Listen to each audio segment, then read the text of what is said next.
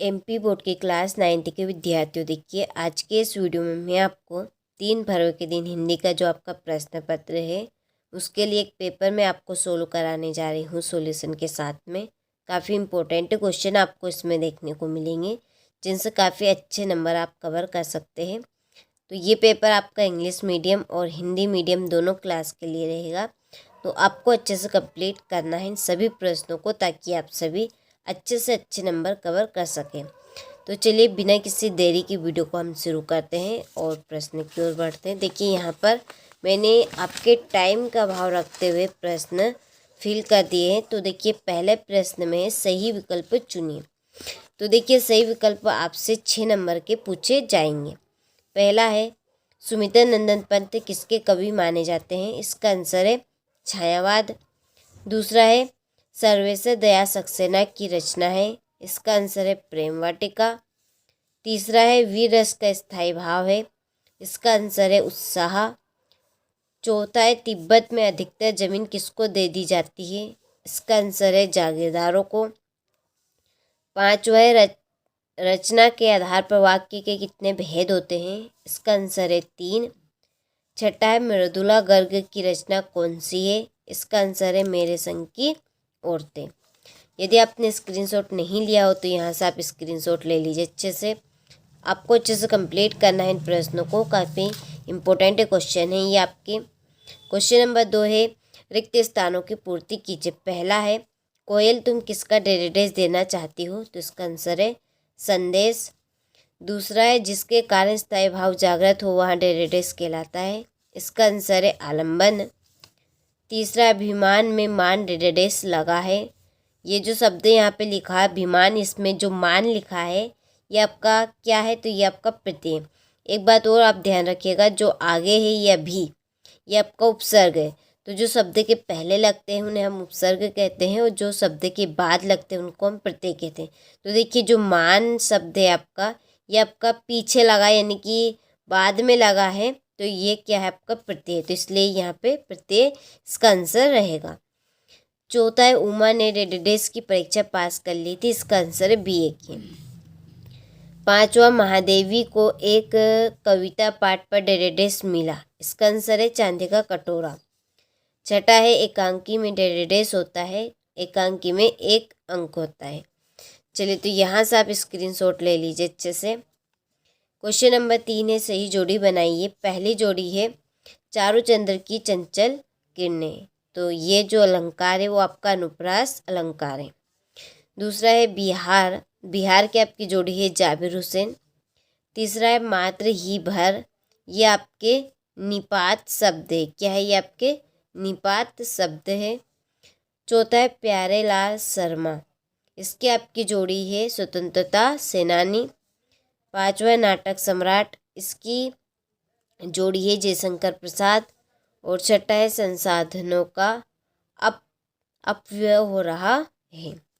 चलिए तो यहाँ से आप स्क्रीनशॉट ले लीजिए, जोड़ी कंप्लीट हो गई है। क्वेश्चन नंबर 4 है सत्यासत्य लिखिए। तो देखिए जो पहला है आपका कि जो छायावादी काव्य में प्रकृति का मानवीकरण किया गया है तो ये बात सत्य है, तो यहाँ पे आपका सत्य आएगा। दूसरा है कि दोहा मात्रिक छंद है, तो सत्य बात है। जो दोहा है उसमें मात्राओं की गणना की जाती है, तो जिनमें मात्राओं की गणना की जाती है वो मात्रिक छंद कहलाते हैं, और जिनमें वर्णों की गणना की जाती है यानी कि अक्षरों की गणना की जाती है वो आपके वर्णिक छंद कहलाते हैं। तो दोहा जो छंद है वो आपका एक मात्रिक छंद है, तो ये बात आपकी सत्य है।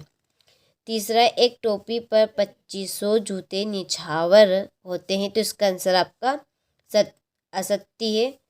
चौथा एक किरण शब्द का पर्यायवाची रस्सी में, तो ये आपका सत्य है। पांचों उमा के व्यक्तित्व में साहस की कमी है, तो यह सत्य है। और छठा है आचार्य रामचंद्र शुक्ल हिंदी के प्रसिद्ध निबंध लेखक है, तो ये आपका सत्य है। ठीक है, चलिए तो स्क्रीनशॉट आप ले लीजिए अच्छे से। क्वेश्चन नंबर 5 एक वाक्य में उत्तर लिखिए। पहला है कि मकरत के खुले डिब्बे जैसा क्या है? इसका आंसर है पर्वती ग्राम। दूसरा है स्थायी भाव को जगाने वाले तथा उद्दीप्त करने वाले कारक क्या कहे जाते हैं?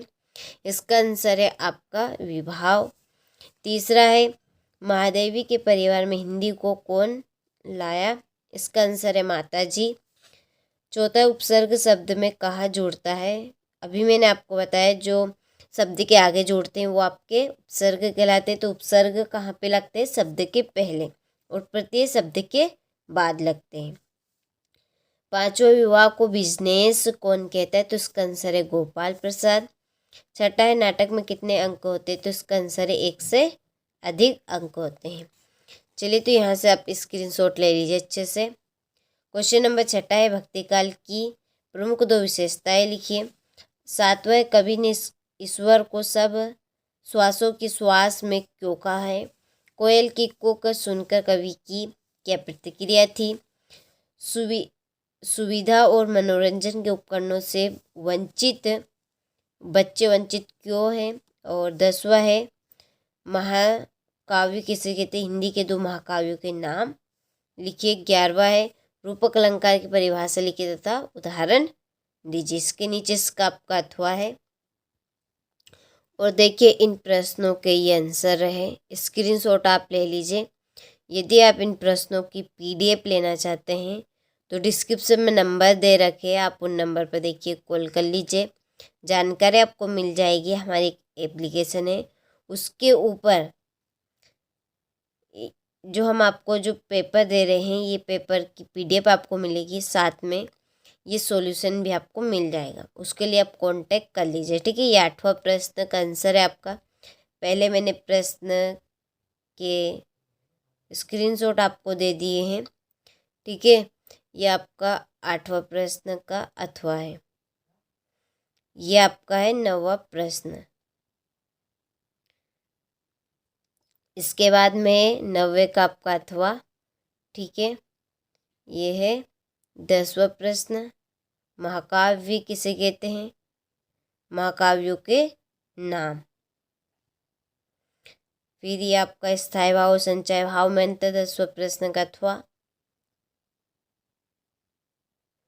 11वां प्रश्न रूपक अलंकार की परिभाषा लिखिए उदाहरण। तो ये रूपक अलंकार की परिभाषा हो गई, ये उसका उदाहरण। 2-3 उदाहरण है, जो आपको अच्छा लगे आप उसको कर लीजिएगा। और ये इसका अथवा छंद किसे कहते हैं, छंद के प्रकारों के नाम लिखिए, ठीक है। तो ये छंद की परिभाषा हो गई और छंद के प्रकार हो गए। छंद 2 प्रकार के होते हैं, मात्रिक छंद और वर्णिक छंद, ठीक है। चलिए आगे देखिए।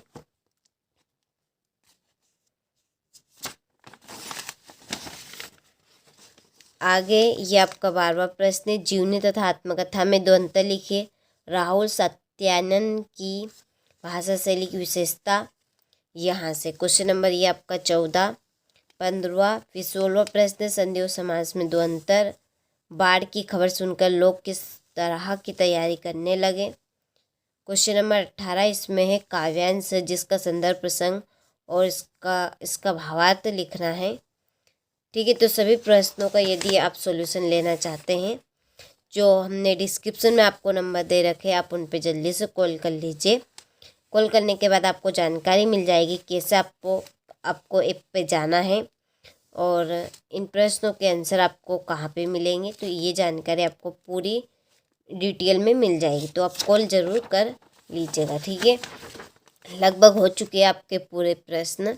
ये आपका 22वां प्रश्न है कि बुक बैंक से पुस्तकें देने के लिए एक निर्धन छात्र निधि से सहायता प्राप्त करने के लिए अपने प्रधानाचार्य महोदय को आवेदन पत्र लिखिए। एक आवेदन पत्र आपको देना है इसमें। क्वेश्चन नंबर 23 में है एक निबंध कंप्लीट करना है, ठीक है। तो लगभग मैंने आपको पूरा प्रश्न पत्र बता दिया है। देखिए आपको एक बार अच्छे से इसको कंप्लीट करके ज़रूर जाना है परीक्षा हॉल में जाने से पहले, क्योंकि काफ़ी इम्पोर्टेंट क्वेश्चन है ये, जिनसे आप काफ़ी अच्छे नंबर ला सकते हैं।